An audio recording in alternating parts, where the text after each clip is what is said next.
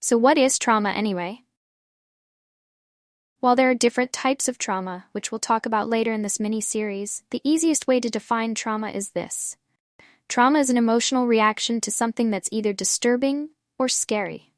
It's not the event itself, it's the way it makes you feel.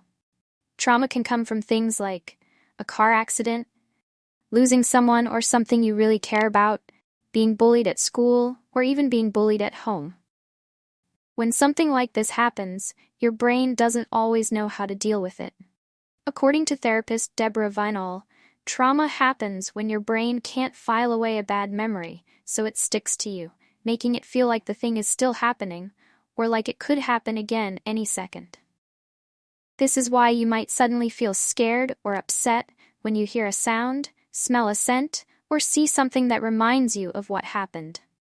Any experience that causes you pain, fear, or negative feelings can become trauma if it's not processed.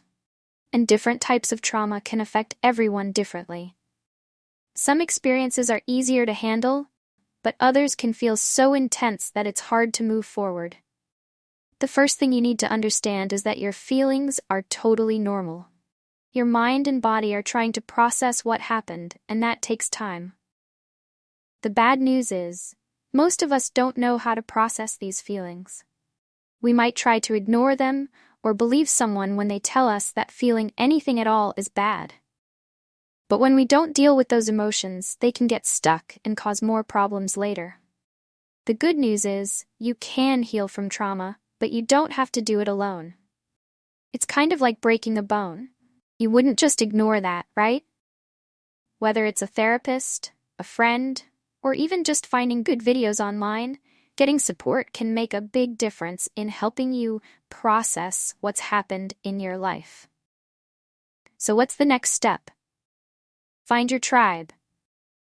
Find people you trust and safe spaces where you can talk through what you're feeling. You don't have to go through this alone. There are people out there ready to help you heal. So stay kind to yourself, and I'll see you in the next video.